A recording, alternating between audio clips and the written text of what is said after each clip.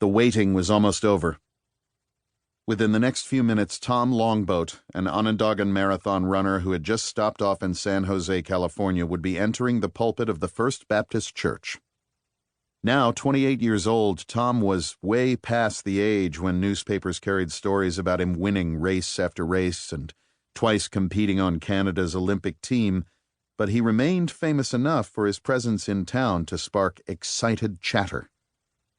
That evening, Sunday, March 4th, 1917, several hundred people filled the pews.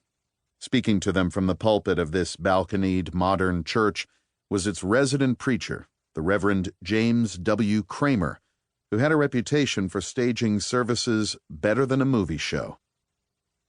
Broad-shouldered and as fidgety as a marionette mid-performance, Kramer had a large, bulging-browed face, its youthful smoothness extending to his prematurely bald crown.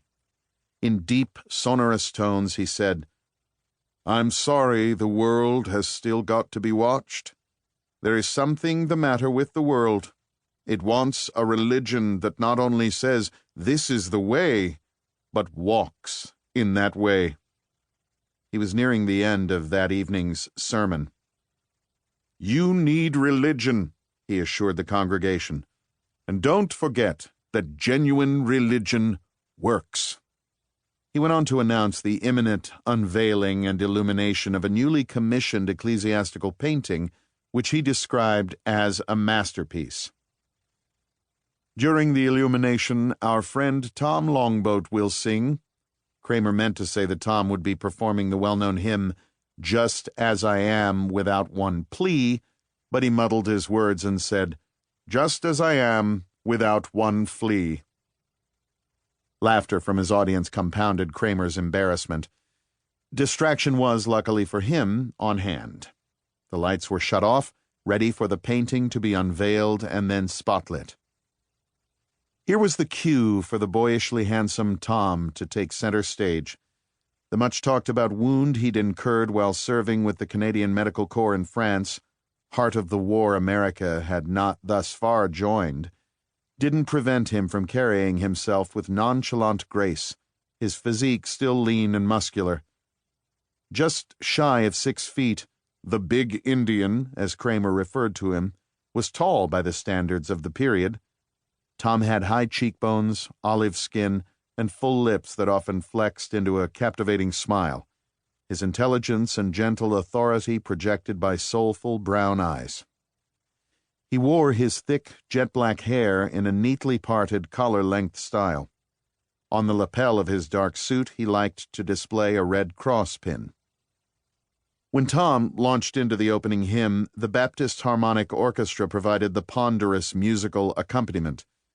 "Just as I am, without one plea, but that thy blood was shed for me," Tom sang in a mellow yet powerful voice, its crisp phrasing accentuating the vocal similarity between him and the hugely popular tenor Chauncey Olcott. Afterward, Tom addressed the congregation, which included numerous latecomers standing at the sides because all the seats were taken. He was a natural in front of an audience. "This is the first time that I have ever stepped into a first-class Baptist church with a first-class Baptist spirit," he said, his speech no less rich and melodic than his singing. Relaxed, engaging, and genially self-assured, he spoke of breaking the record for the marathon and receiving trophies from the kings of England and Greece. It was clear why Kramer had awarded him such a fulsome endorsement on the ads promoting that evening's service. "I never heard a greater man-singer than this Indian," the preacher had declared. "Hear his story of the war and hear him sing. Yes, he is a Christian man. He will move and thrill you." Tom proudly informed the congregation that he was a graduate of Carlisle.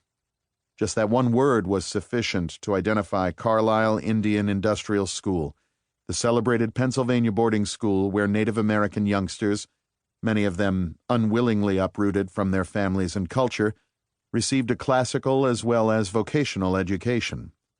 Tom served as a living advertisement for that institution and dozens of other such Eastern boarding schools to which generations of Native Americans had been sent.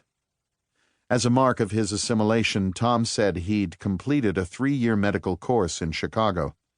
He also revealed that he'd traveled around the world, learning several languages in the process, and he delivered a brief but engrossing account of his work with the medical corps on the muddy battlefields of France.